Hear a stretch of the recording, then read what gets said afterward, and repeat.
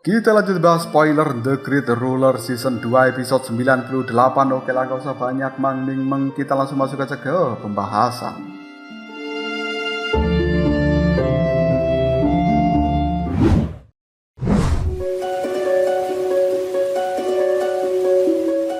Sekarang di arena dari Jisuan dan juga Wen Busheng, para dekan bisa merasakan jika setiap serangan yang dilayangkan Wen Busheng akan selalu mampu ditekan oleh Jisuan. Bahkan kali ini sebuah cahaya yang berasal dari tombak milik Jisuan sudah melesat dengan begitu cepatnya ke arah Wen Busheng.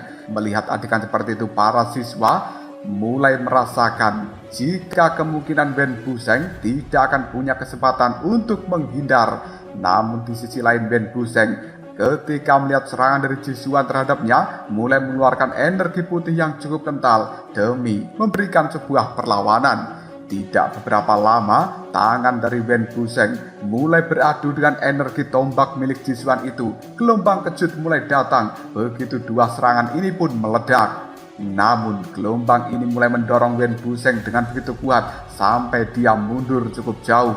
Menyaksikan jika serangannya mampu ditahan oleh seorang Wen Busheng, Jisuan pun melayangkan serangan lanjutan. Sebuah sinar cahaya putih mulai meledak dari dalam tubuh Jisuan, dan ketika menyaksikan hal seperti ini, Wen Busheng juga mengulurkan telapak tangannya. Tak lama, sebuah energi keemasan mulai muncul dari telapak tangan kanan Wen Busheng.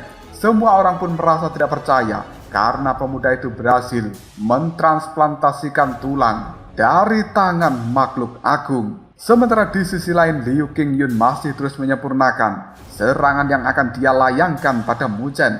Melihat serangan ini yang semakin dahsyat membuat setiap orang berasumsi jika awalnya Liu Qingyun menahan diri untuk menggunakan kartu traf miliknya. Bahkan orang yang telah melewati tingkat ketiga kesengsaraan jiwa ilahi belum tentu bisa melawan serangan yang dipersiapkan oleh Liu Qingyun tersebut. Dengan bangganya Liu Qingyun berkata pada Mu Chen, "Jika kau bisa menahan semua seranganku, maka aku akan mengaku kalah." Setelah selesai mengatakan hal seperti ini, Liu Qingyun memutuskan untuk mengubah segel di telapak tangannya. Tak berapa lama, serangan yang telah dia persiapkan mulai diluncurkan kepada Mu Chen.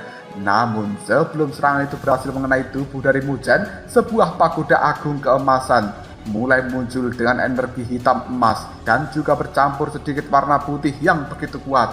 Menyaksikan hal seperti ini, Dekan Taichang tak kuasa menahan haru karena Mu Chen mampu menyusun segel pagoda agung dengan begitu luar biasanya. Dia ingat ketika Ibu Mu Chen datang dan mengandalkan pagoda agung untuk melawan Raja Naga Kuning. Meski kurang yakin hal ini akan berhasil, namun Dekan Taichang harus meyakini bahwa Mu Chen akan mampu menahan bayangan dari makhluk hijau raksasa yang telah dipanggil oleh Liu Qingyun yang bernama Roh Feng Shui tersebut. Kembali lagi pada pertarungan antara Jisuan melawan Wen Busheng. Sampai saat ini tubuh Jisuan masih terus mengeluarkan energi putih bagaikan air pasang yang membentuk matahari suci yang cukup besar di atas kepalanya. Tatapan mata Jisuan terus terfokus pada Wen Busheng tanpa memperdulikan tatapan mata dari orang yang lain. Sementara itu Wen Busheng mencoba untuk terlihat tetap tenang meskipun dia menerima tekanan yang cukup kuat. Dengan cepat, Wen Busheng mulai melayangkan serangan tulang tangan tertinggi. Hal ini jelas membuat semua orang terkejut termasuk Jisuan. Wen Busheng cukup beruntung karena dirinya berhasil menemukan tulang tangan yang telah diawetkan oleh seorang senior di dalam darah dan juga esensi ketika berada di dalam reruntuhan kuno di masa lalu. Bahkan secara tidak terduga, tulang tangan ini ternyata cukup cocok dengan dirinya sehingga lebih mudah untuk ditransplantasikan. Jisuan yang menyaksikan adegan seperti ini langsung berkata, "Melihat tekanan yang ditimbulkan, aku yakin jika kekuatan yang dimiliki tidak lebih dari tingkat kelima." Namun Wen Busheng bersikap acuh tidak acuh.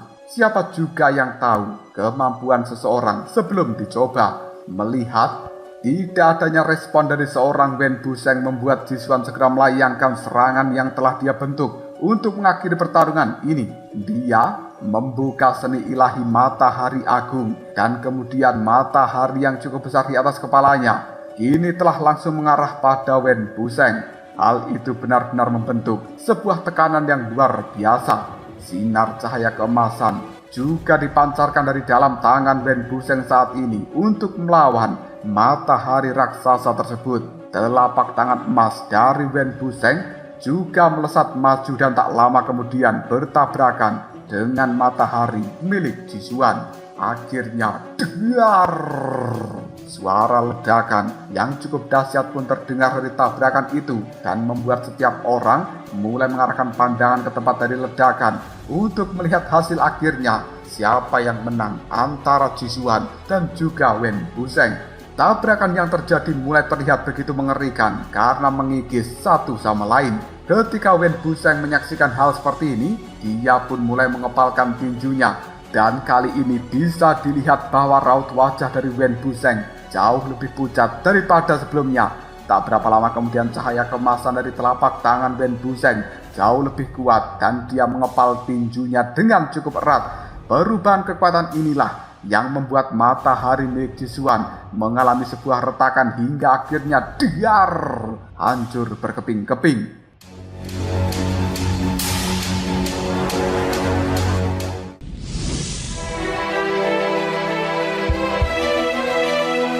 Semua penonton yang menyaksikan adegan ini cukup terkejut karena mereka tidak menyangka bahwa serangan tangan emas dari Wen Busheng mampu menghancurkan serangan dari matahari yang dibuat oleh Jisuan. Memanfaatkan ledakan dari kekuatan itu, Wen Busheng melakukan serangan lagi ke arah dari Jisuan. Seketika telapak tangan emas mulai muncul di hadapan dari seorang Jisuan. Namun tetap tidak ada tanda-tanda dari Jisuan untuk menghindar. Dan kali ini kilatan mata yang dingin mulai terlihat dari tatapan Jisuan. Tak berapa lama kemudian suara teriakan dari burung elang mulai terdengar. Pandangan mata semua orang mendongak ke arah atas dan mereka bisa menyaksikan kemunculan dari elang kuno yang membelah langit dan kemudian melewati serangan telapak tangan emas milik Wen Busheng itu. Serangan sayap dari burung elang hanya sesaat bagaikan ilusi yang dipandang mata semua orang. Namun efeknya begitu terasa. Telapak tangan emas dari Wen Busheng mulai mengeras dan tidak bisa lagi mendekati seorang Jisuan. Dengan sikap acuh tak acuh, Jisuan mulai mendekati telapak tangan emas itu dan memberikan tamparan dengan ringan. Semua orang bisa melihat telapak tangan yang awalnya sangat sulit untuk dihancurkan kini telah mulai terbelah dan kemudian diar hancur berkeping-keping tanpa sisa. Setelah telapak tangan emas itu hancur, Wen Busheng pun memuntahkan cairan merah dari dalam mulutnya. Wen Busheng kemudian berkata, "Aku kalah." Hal ini jelas membuat semua orang tidak menyangka yang awalnya Wen Busheng unggul. Tiba-tiba dia mendapatkan sebuah kekalahan. Bersamaan dengan kekalahan Wen Busheng, pertempuran antara Mu Chen dan juga Liu Qingyun sudah mulai memasuki babak akhir. Sebuah energi dari pagoda agung milik Mu Chen mulai membumbung tinggi ke arah langit dan kemudian menyapu cahaya hijau yang dikeluarkan oleh seorang Liu Qingyun. Cahaya hijau itu pun sedikit demi sedikit mulai terkikis oleh energi dari pagoda agung Mu Chen. Ekspresi wajah Liu Qingyun mulai berubah menjadi sangat jelek ketika dia melihat serangannya mulai dihancurkan. Belum sempat dirinya membuka segel yang baru, Mu Chen dengan cepat mulai memerintahkan pagoda agung untuk meledakkan energi hijau tersebut. Setelah perintah itu diturunkan, api keemasan yang berasal dari dalam menara atau pagoda agung itu muncul dengan cara yang ganas dan kemudian membuat energi hijau tidak mampu bertahan hingga akhirnya diar. Ledakan pun terjadi. Dengan begitu hebatnya, energi hijau telah menghilang sepenuhnya dan tak lama kemudian roh pengzu raksasa yang berwarna hijau juga telah lenyap. Hal itu membuat Liu Qingyun langsung memuntahkan cairan merah dari dalam mulutnya. Kekuatan di dalam tubuh Liu Qingyun saat ini juga telah menurun secara drastis. Semua orang melihat bahwa pertarungan ini menjadi kemenangan dari seorang Mu Chen. Mereka pun mulai bersorak-sorai penuh dengan rasa senang. Dan mereka semua yakin jika Mu Chen adalah orang yang begitu hebat karena bisa mengalahkan kekuatan tingkat ketiga hanya dengan kekuatan Mu Chen saat ini yang berada di tingkat pertama. Seluruh murid Akademi Beicang merasa senang atas keberhasilan Muzhen yang membuat nama dari Akademi Beicang tidak bisa dipandang rendah lagi. Sementara itu senior Lingqi juga cukup bangga dengan Muzhen karena bocah itu berhasil menguasai teknik pagoda agung secara lengkap. Meskipun saat ini belum terlalu kuat, tapi jika Muzhen terus mengasah dan juga melatihnya, maka teknik pagoda agung akan bisa memurnikan berbagai serangan yang luar biasa. Melihat jika energi hijau sudah hancur lebur, Muzhen pun memutuskan untuk menyimpan kembali pagoda agung ke dalam tubuhnya. Dan dengan bangga, Muzhen bertanya, "Liu Qingyun, apakah kau masih ingin melanjutkan pertarungan ini atau tidak?" Mendengarkan pertanyaan seperti itu membuat raut wajah Liu Qingyun berubah dalam seketika. Dan dia pun akhirnya menggelengkan kepalanya sambil mengakui kekalahan. Karena jika Liu Qingyun memaksakan untuk melawan Muzhen, maka dia akan dipermalukan.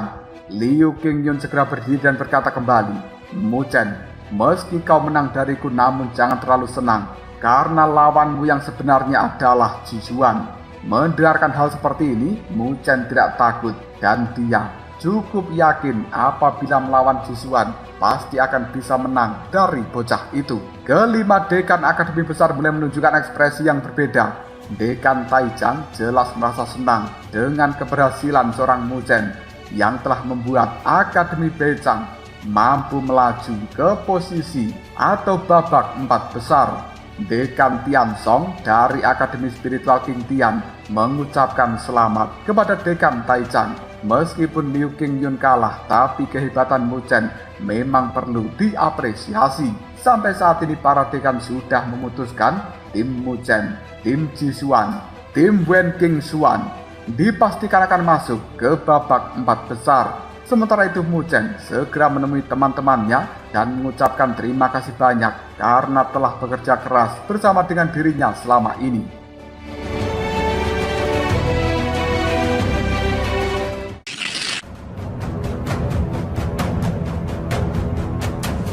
Hingga detik ini tersisa satu kelompok yang belum menyelesaikan pertarungan mereka, yakni kelompok dari Wuling melawan Sui Tianhe. Dan kedua tim telah memperoleh nilai yang sama, yaitu 2-2. Karena anggota mereka menerima 2 kali kemenangan dan juga 2 kali kekalahan. Sehingga penentuan siapa yang lolos tergantung dari kapten masing-masing. Banyak sekali asumsi yang beredar dari para penonton. Mereka ada yang yakin dengan kemampuan Wuling, ada juga yang menganggap Wuling lah yang akan kalah. Dan semua murid dari Akademi Wu berharap jika Wuling bisa menang, sehingga hal itu tidak akan menjadi pukulan telak bagi akademi mereka.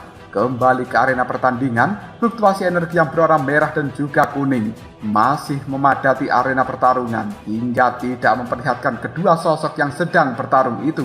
Namun tak berapa lama semua orang mulai bisa melihat sosok monyet yang memegang tongkat besar dengan energi yang berwarna kuning tua.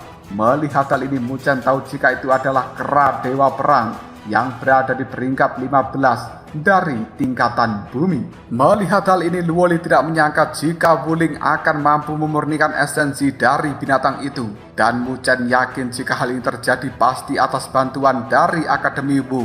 Karena jika tidak ada bantuan dan hanya mengandalkan kemampuan Wuling sendiri, maka esensi tersebut bisa menjadi sebuah bumerang bagi tubuhnya. Begitu Wuling mengaktifkan kartu traf miliknya, Shen Changsheng yakin bahwa Sui Tianhe pasti tidak akan bisa bertahan lebih lama lagi. Namun di sisi lain, Luoli yakin jika pertarungan ini masih belum akan berakhir dan akan ada kejutan baru dari seorang Sui Tianhe. Di bawah tatapan mata semua orang, Wuling mulai memerintahkan kera itu untuk mencapik-capik energi merah yang ada. Setelah hal ini berhasil, tidak lama kemudian kera menuju sosok yang terbungkus di dalam energi berwarna merah pekat. Namun, ketika tongkat yang berada di genggaman dari kera itu mulai memberikan pukulan, sebuah hal yang aneh pun mulai terjadi. Tinju raksasa yang memiliki sisik berwarna merah menghantam kera milik Wuling sampai membuatnya terpental mundur. Melihat hal ini, jelas setiap orang merasakan kejutan yang begitu mendalam karena binatang itu mampu dipukul mundur. Di sisi lain, Muchen mulai bisa merasakan pergerakan dari telur Jiuyu yang berada di dalam dirinya. Ketika Muchen melihat kemunculan dari tinju bersisik merah dari dalam cahaya merah itu, tidak lama kemudian energi berwarna merah mulai sepenuhnya menghilang dan menampilkan sosok binatang iblis darah, peringkat ke-13 dari peringkat binatang ajaib. Melihat hal ini, Muchen tidak menyangka jika Sue Tianhe akan memiliki kartu draft sehebat itu. Bahkan binatang ini hanya 2 tingkat lebih rendah jika dibandingkan dengan burung Nine Nether Bird milik dari Muchen. Bahkan dia pernah mendengar jika binatang ini jauh lebih ganas dari kelihatannya. Dan sekarang tatapan mata kebencian jelas tergambar di pupil mata dari Luoli, karena Luoli tahu jika di dalam klan Dewa Darah begitu banyak terdapat energi-energi merah yang luar biasa. Hal inilah yang digunakan oleh klan itu untuk bisa mencapai kontak dengan klan binatang iblis darah demi meningkatkan kekuatan dari klan Dewa Darah ini. Luoli juga menjelaskan jika klan Dewa Darah selama bertahun-tahun telah melakukan penyerangan pada klan Dewa Luo dan menculik orang-orang dari klan Dewa Luo untuk membudidayakan monster iblis darah itu. Mendengarkan penjelasan dari seorang Luoli membuat Muchen akhirnya mengetahui kenapa Luoli begitu membenci klan Dewa Darah. Tak berapa lama, serangan yang bertubi-tubi terus dilayangkan oleh Sue Tianhe terhadap Wuling. Dia tidak memberikan kesempatan pada Wuling untuk mengambil nafas sedikit pun. Serangan yang begitu luar biasanya membuat Wuling sampai memuntahkan cairan merah yang cukup banyak dan dia pun menderita kekalahan. Adegan ini jelas membuat para siswa dari Akademi Wuling dan juga Dekan Wu Tianwang merasa kecewa karena kekalahan dari Wuling itu.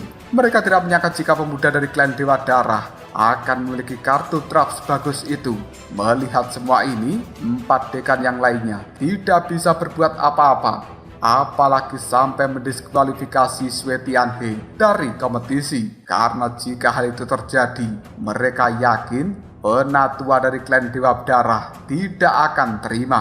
Tak berapa lama, Dekan Tiansheng mulai maju dan mengumumkan jika pertandingan babak 8 besar dinyatakan selesai. Dia juga memanggil kelompok-kelompok yang lolos untuk maju ke babak 4. Tatapan mata kagum mulai mereka layangkan pada keempat tim yang ada.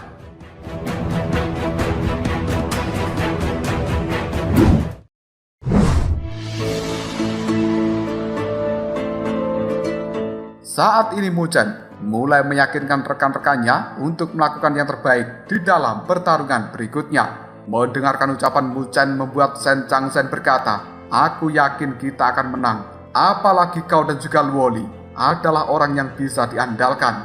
Muchen ingin menjawab, namun dia mulai merasakan ada energi yang aneh datang padanya. Dan Muchen memutuskan untuk melihat ke sisi atas. Di sana langit seolah berputar dengan begitu cepat, dengan monster yang begitu besar terdapat di dalamnya. Dan semua orang bisa melihat jika benda itu nampak seperti cermin raksasa yang menjadi prasasti kuno dan juga misterius. Melihat hal ini, pilar iblis dan juga kertas hitam yang berada di dalam tubuh Muchen mulai bergetar hebat. Sementara pedang dari Luoli juga seolah-olah memancarkan niat amarah yang luar biasa. Luoli yang sampai saat ini masih memandang benda itu berkata, itu sebenarnya adalah cermin penghakiman. Mendengarkan hal ini jelas Muchen terkejut karena dia yakin dari energi yang ada, pasti cermin itu merupakan senjata suci yang telah melewati tingkat tertinggi. Menurut informasi yang didapatkan Luoli, cermin penghakiman ini merupakan peninggalan zaman kuno. Cahaya yang ada mampu menembus penghalang dan juga menerangi semua orang hingga tidak akan ada yang bisa bersembunyi darinya. Meskipun terdengar cukup mengerikan, namun Luoli yakin jika di alam kuno dahulu sudah terdapat bencana, sehingga kekuatan yang ada seharusnya sudah tidak sekuat itu. Saat semua orang bingung, mengapa para dekan memanggil cermin penghakiman ini. Dekan Tiansheng mulai berkata, jika hal itu dia lakukan untuk pertarungan 4 besar, hal ini jelas membuat kejutan bagi semuanya,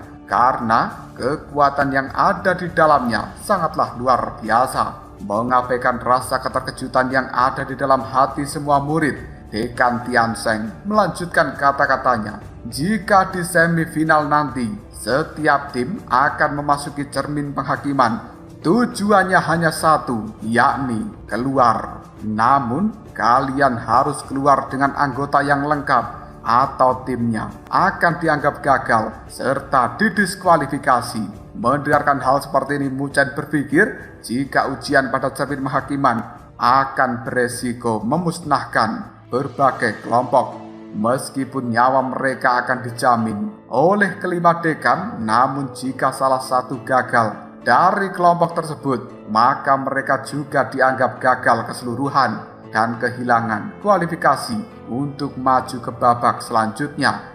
Ketika keempat kelompok sudah paham, Dekan Tiansheng pun memutuskan untuk membuka cermin penghakiman itu. Saat ini, keempat dekan yang lainnya mulai mengepalkan telapak tangan hingga muncul 4 segel yang berwarna perunggu kuno, dan segel ini mulai bersinar begitu terangnya hingga menembus permukaan dari cermin penghakiman. Suara dengungan yang aneh mulai terdengar seiring dengan cermin itu yang berputar secara perlahan. Tak berapa lama, cermin pada akhirnya terbuka sepenuhnya. Melihat hal ini, Mu Chen segera memerintahkan pada anggota kelompoknya untuk bersiap masuk ke dalam dunia yang berada di cermin penghakiman. Melihat jika tim Mu Chen sudah masuk, ketiga tim yang lainnya pun juga memutuskan untuk segera menyusul.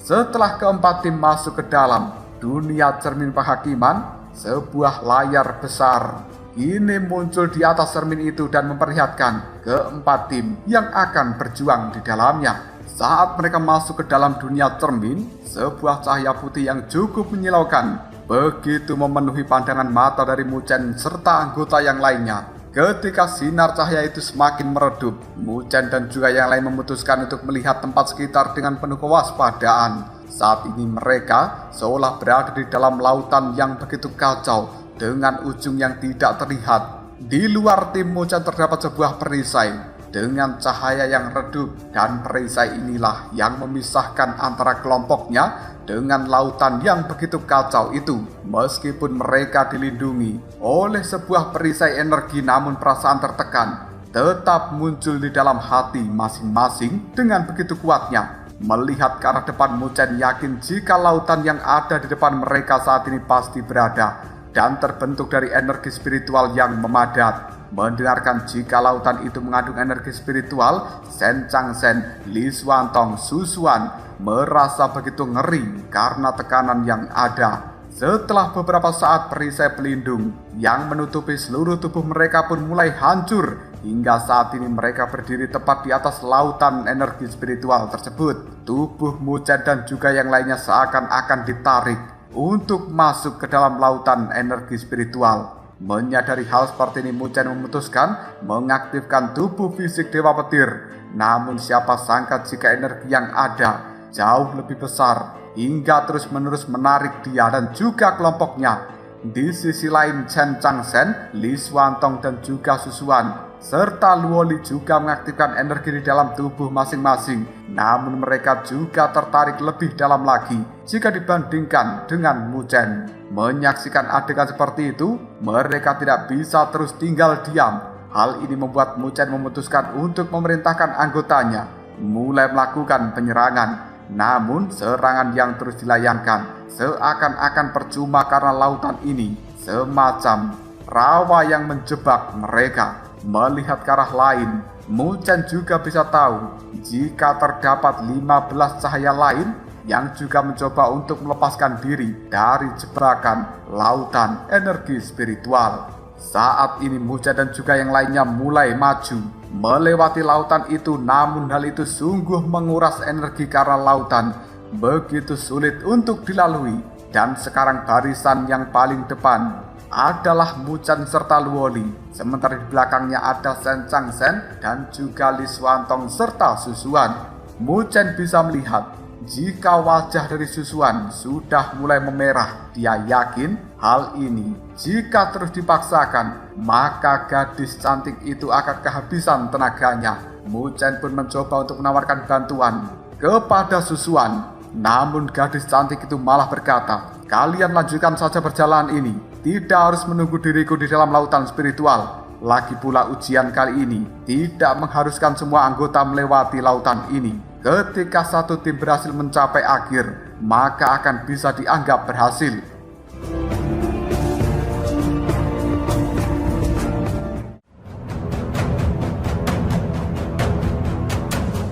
Lalu apakah yang akan terjadi selanjutnya? Mungkinkah Muchen akan meninggalkan Susuan? Atau justru dia akan membantu Susuan hingga mencapai batas akhir bersama-sama? Jika kalian penasaran, tunggu aja jawabannya di next video. Ngobrol Sob.